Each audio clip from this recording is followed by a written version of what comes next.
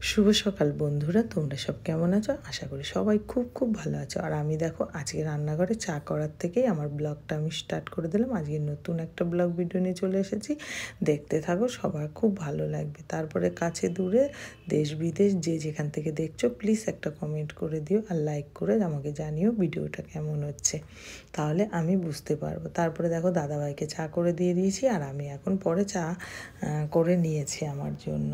তারপরে দেখো চা খাচ্ছিলাম, দাদাভাই টেবিলে আমিও টেবিলে, দুজনে দুপাশে চা খেতে খেতে কথায় কথায় একটু রাগারাগি হয়ে গেছে। আমি কাঁদছিলাম বসে বসে, যাই হোক। তারপরে দেখো আমি চলে এসেছি রান্নাঘরে, এই কথাগুলো পরে বলবো। তারপরে দেখো আমি চলে আসলাম রান্নাঘরে চিকেন নিয়ে চলে এসেছি।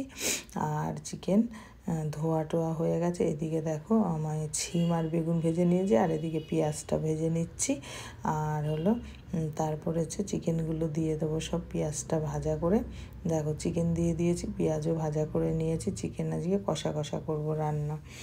তারপরে দেখো আমার হচ্ছে এদিকে কষা কষা, জল আজকে দেবো না চিকেনে, জল যা উঠবে ওই চিকেন নিয়ে ওইটা দিয়ে আজকে চিকেন রান্না করব।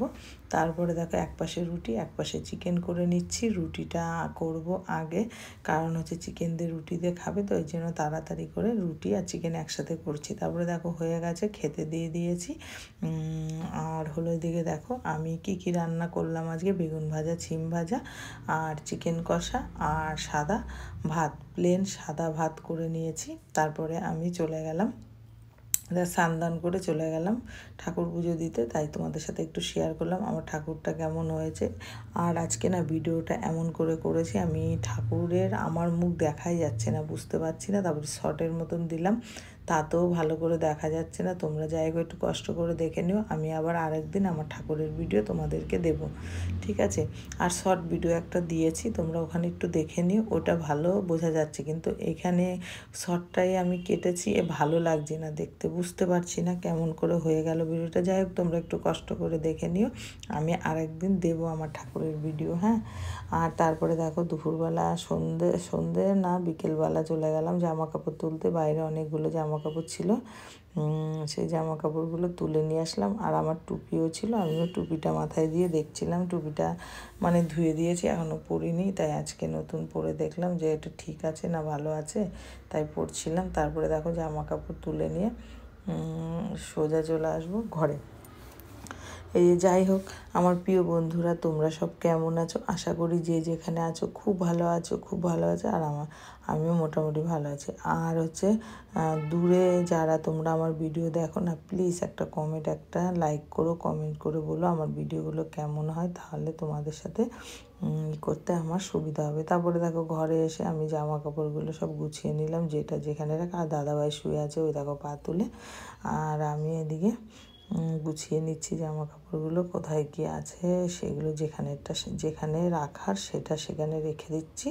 তারপরে গুছিয়ে নিয়েছি, এবার গুছিয়ে নিয়ে সন্ধ্যেবেলার দিকে চলে গেছিলাম আমার ঘরের পেছন দিকটায় চলে গেছিলাম। অনেক জঙ্গল হয়েছিল, সেই জঙ্গলগুলো এক জায়গায় করছিলাম, করে ওগুলো আগুন ধরাবো বলে, কিন্তু অনেক চেষ্টার পরেও আমি আগুন ধরাতে পারলাম না।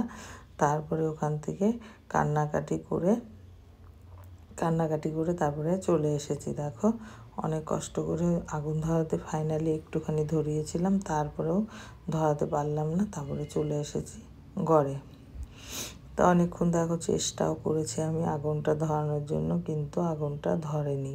তারপরে একটুখানি ধরেছিল, তাও নিভে গেছে। তারপরে আমি ঘরে চলে এসেছি, সন্ধ্যা লেগে গেছে। তারপরে দেখো আমি সন্ধ্যা দিয়ে দিলাম ঠাকুরের কাছে। এখন দেখো ঠাকুরের মুখটা ভালো মতন দেখা যাচ্ছে, এই জন্য আমি আবার সন্ধ্যা দেওয়ার ভিডিওটা তোমাদেরকে দিয়েছি।